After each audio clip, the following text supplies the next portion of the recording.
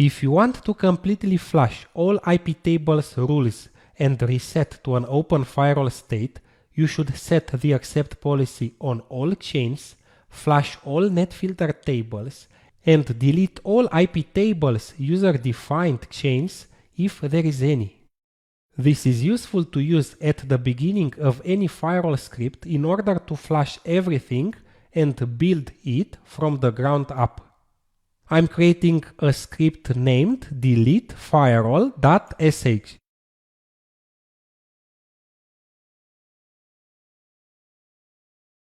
The first step is to set the accept policy on all the chains of the filter table.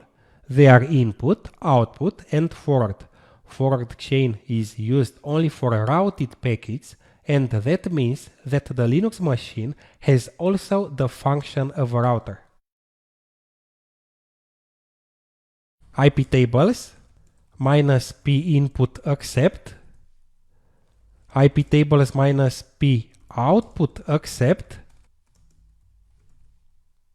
and iptables -p forward accept.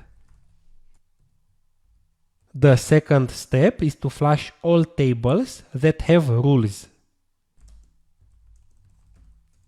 iptables -t filter -f, iptables -t net -f, iptables -t mangle -f, and iptables -t ra, the last table, -f. If the table has no rule, nothing happens. And lastly, delete user-defined chains, if any. This is optionally and needed only if there are user-defined chains. We'll talk about user-defined chains in another lecture. iptables -x. If you are using ipset to drop large collections of IP addresses like entire countries, you should also flush and destroy the sets. There will be a dedicated section about ipset later in the course. Okay, that's all. I am saving the script. Then I make it executable and run it.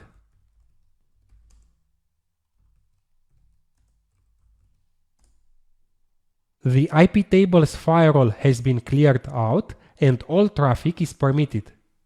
By the way, this is also the default state of a Linux operating system.